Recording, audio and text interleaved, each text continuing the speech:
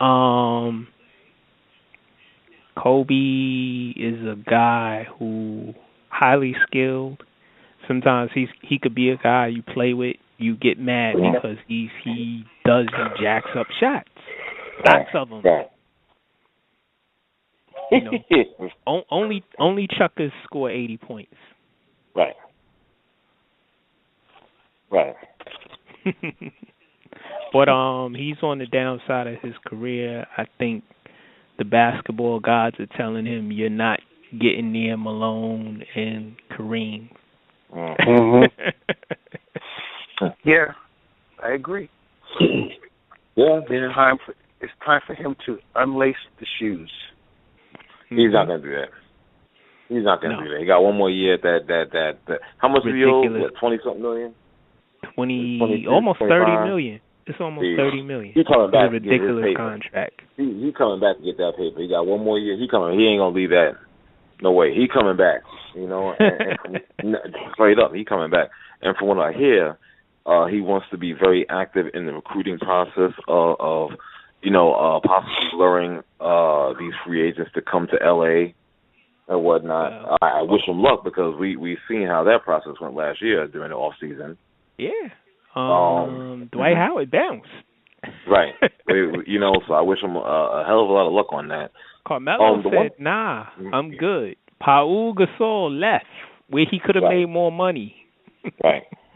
The one thing that the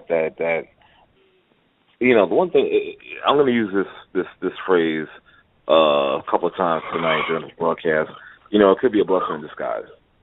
With Kobe going down and whatnot, because now we have other players, young players. They need to see how they perform. Okay, because Kobe's going to be gone at some point. Okay, next year, after next year, whatever the case may be, the Lakers need to move on, and they need to see what they have with the roster they have currently. Obviously.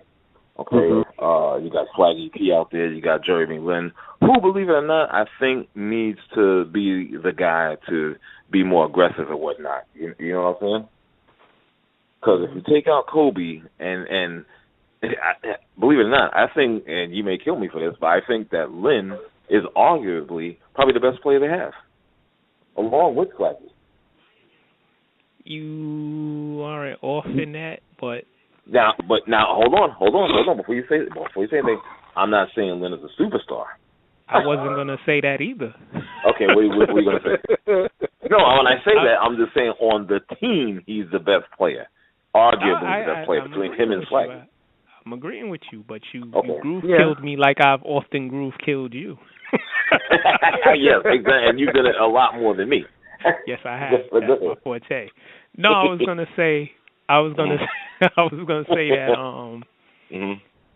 was gonna say I agree with you, and that he may have to step up. I think his confidence has taken a regression in the past years from when he was with the Knicks, and there was a hoopla about him, and when he got to Houston, people sort of figured out how to play him, and then you had the emergence of other people on Houston, which pushed him to the background. And then coming to LA, you have to play in the shadow of Kobe Bryant, who, as a teammate and a team leader, is also a demanding presence.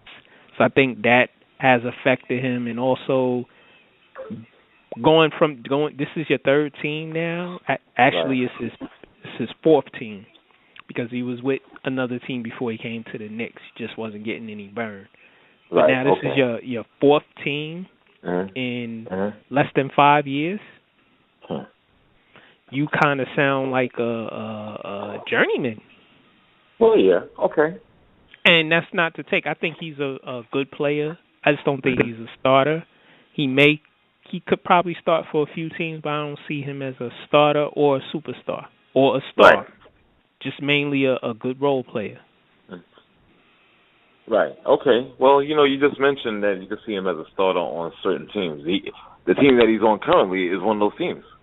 Yeah, I agree with you. You know what I mean?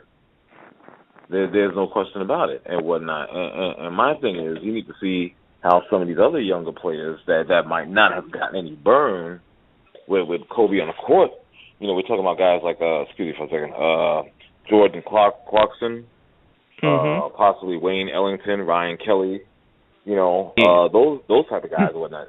I mean, because like I just mentioned before, the Kobe era is gonna end soon. No, really, it's knocking right now. It's knocking on the door. You understand? It's knocking on the door right now.